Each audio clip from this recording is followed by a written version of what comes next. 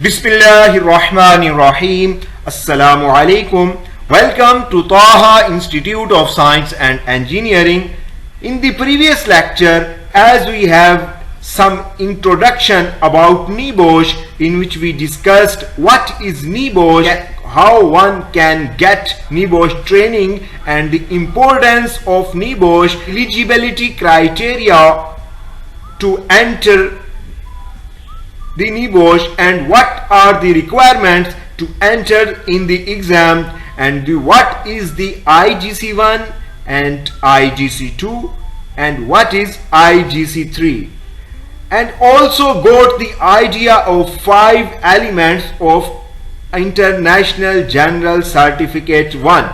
If anyone want to know the answer of these questions, we have discussed in detail in previous lecture, and you can visit the link available at description. So let's start. The first element of International General Certificate 1, that is Foundations in Health and Safety. After discussing this chapter or element number 1 of International General Certificate 1, that is Foundations in Health and Safety, we will be able to learn the scope and nature of occupational health and safety, moral, social and economic reasons for maintaining and promoting good standards of health and safety in the workplace. And also we are able to know the role of national and international governments and international bodies in formulating a framework for the regulation of health and safety. As Nebosh is totally concerning with health and safety, so first we have to find out the definitions of health and safety. So what is health? According to the Occupational Safety and Health Convention 1981 of International Labour Organization, health is the condition of the absence of disease or ill health. It relates not only to physical health but also to psychological ill health. For example, exposure to extreme stress can lead to nervous breakdown. What is safety? Safety is the absence of risk of serious personal injury. So safety, so always be careful. Next, the environmental protection. First we have to know what is environment. The surroundings or conditions in which a person, animal or plant lives or operates. So it means all the physical surroundings on earth are called the environment. There are 2 parts of the environment. The first part is known as biotic part of the environment, and the other one is known as the abiotic part of the environment. Biotic part consists of the living organisms, whereas abiotic part of the environment is concerning only with the non-living objects. It means all the physical surroundings on earth are called the environment. So it's our moral, social and religious duty to protect environment. We have to think about different techniques and ways to save the environment. So the prevention of damage to air, land, water and living creatures in the wider environment is the environmental protection. The next we have risk. What is risk? A risk is a situation involving exposure to danger. Risk is the likelihood that a hazard will cause harm in combination with the severity of injury, damage or loss that might occur. But hazard is any source of potential damage, harm or adverse health effects of something or someone. In this slide, we have to know about the near miss and the accident. So first we have to know about near miss. Near miss is also known as near hit, close call or nearby a collision. It is an unplanned and unwanted event that had the potential to lead to injury, damage or loss, but does not actually result in human injury or any damage or loss. But if damage occurs in the result of unplanned or unwanted event, then it becomes an accident. So near miss is an unplanned, unwanted event that had the potential to lead injury, damage or loss, whereas accident is an unplanned, unwanted event which leads to injury, damage or loss. Picture, we can see there are numbers of hazards. You can see clearly. This is an assignment for you to identify the hazards only. And what is hazard? As we have read in the last slide, that hazard is any source of potential to damage, injury or loss. This picture is also a part of your assignment. You have to identify the hazards. And now move towards barriers to good standards of health and safety. This is the question that is frequently asked in IGC1 paper. Every student who wishes to pass the Nebosh IGC1 must encounter this question. This is the question that is frequently asked as: outline the potential barriers in promoting good standards of health and safety in the workplace. Now come towards the answer. There are several potential barriers to promoting good standards of health and safety, due to which an organization might not be able to achieve or maintain safety goals or performance standards. Due to failure in achieving standards of health and safety, accident rates might increase. These barriers would be complex workplace or complex issues, conflicting demands and conflicting of standards, budget issues. It might be because of enforcement agencies or lack of management commitment and ignorance of standards. These are the some barriers to good standards of health and safety. So now discuss that barriers one by one. So first one is complexity. As we know that workplaces can be complicated areas involving the coordination of many people performing many different activities at the same place at the same time. So it might be difficult to maintain safety standards for every person or activity. And the next barrier is the conflicting demand. There are often conflicting demands placed upon people and organization in the same workplace at the same time. A common conflict of interest is like demand to increase the supply of a product or service by speeding up the process to make profit, or to do so safely. Obviously, this conflict will compromise safety in the real world. So, the conflict of demand become a barrier in maintaining good standards of health and safety and may cause accident rate to increase. And the next we have the behavioral issues. It is the fact that human behavior is the most challenging barrier in maintaining and promoting health and safety standards.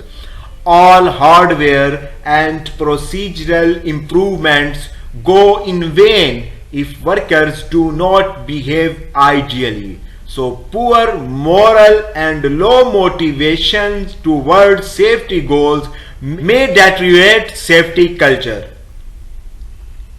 So good health and safety practice relies on the perfect behavior of individuals, and people sometimes do not behave in this ideal way. For example, a worker in construction site should wear a hard hat to protect themselves from falling material, but people do not behave as they are supposed to. Next one, we have the budget issues. Unfortunately, several employers, due to lack of awareness, consider it an extra financial burden to improve health and safety standards in the workplace, and some wants to improve, but due to lack of resources, their desires fail to be accomplished. So budget issues become a barrier in promoting good health and safety standards. Now come to the reasons for maintaining good standards. There are three fundamental reasons for organizations to manage health and safety risks. The first one is moral. As human beings, we should feel obliged to look after each other's safety. The moral duty that one person has to another. Many people are injured or made sick by their work, which is morally unacceptable. Next reason is legal reason. There are strict legal obligations imposed on employers and employees relating to the safety of employees and others affected by the business. So it is the responsibility of an organization to establish a legal framework of law that govern the conduct of businesses and also improve the behavior towards employers' legal responsibilities. The third reason for maintaining good safety standard is economic. There is a fact that accident and ill health cost money, and that cost may be of direct or indirect. It is a fact that accidents and ill health are costly. These are clearly financial benefits to be gained from the positive health and safety management system in place, are likely to save substantial sums on the costs of accidents that would be otherwise have happened. The accidents or lack of health and safety management may cause to damage apparatus, machinery or building, or any kind of injury towards human health, and also in form of financial loss may be resulted direct or indirect cost. It is easy to see direct cost of an injury which can be directly attributed to the injury, including medical treatment, medicines, therapy, and workers' compensation. But indirect cost is the cost that are unbudgeted expenses that a company has to bear unexpectedly. In this slide, we have to discuss the insured cost and uninsured cost. All employers are required to have certain types of insurance against accidents, ill health, or other problems such as employers' liability, public liability, or motor vehicles. These are the insured costs. Damaged cost of plant, building and equipment be insured, and the compensation that paid to victim can also be insured. Medical cost is also insured costs. These insurances will cover some of the costs of accidents or ill health.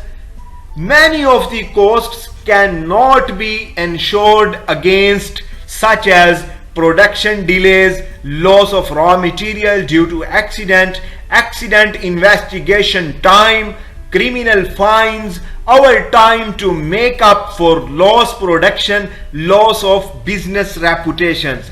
These are the costs that cannot be insured.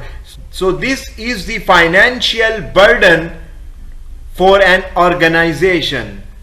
Question that is frequently asked in the IGC1 question, that is the role of national and international bodies. According to the International Labour Organization Recommendation 164 Occupational Safety and Health 1981 Convention that defines the responsibilities of employers as well as employees. First, we have a look on the responsibilities of employers. It is the responsibility of employer to provide safe work equipment and use safe work method. It is also employer's responsibility to provide appropriate instructions and trainings.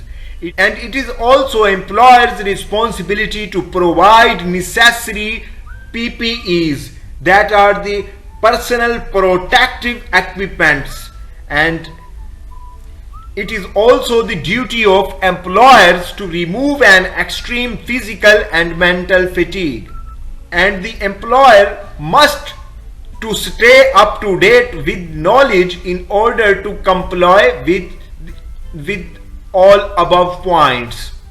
Now we have the worker's responsibility according to the recommendation number 164 by ILO. A worker must have to take responsibility to care of their own safety and that of the other who might be affected by the things that they do or the things that they fail to do. Workers must have to comply with safety instructions. A worker must have to use all safety equipment properly and do not tamper with it. And it is also the responsibility of an employee to report any work-related accident or ill health immediately. Role of enforcement agencies. First, we have to know what is enforcement agency. Enforcement agency is the institution that enforces the laws. In the result or consequence of non-compliance, enforcement agencies come into action. Enforcement agency might take as formal enforcement action in which an enforcement agency might force an employer either to make improvement within the workplace within a given period of time or stop carrying out high-risk activities. Failure to comply is usually considered an offense. Otherwise, enforcement agencies make prosecution of organization in the criminal court or make prosecution of individuals such as directors, managers and workers. This is the first element of International General Certificate 1. I hope you all have learned a lot from this video. In the next, we will discuss element 2 of IGC1. So stay with us and keep watching our videos for more knowledge. Kindly like, share our videos and do not forget to subscribe the channel Taha Institute of Science and Engineering. Please press the bell icon button. May Allah bless you. Thank you.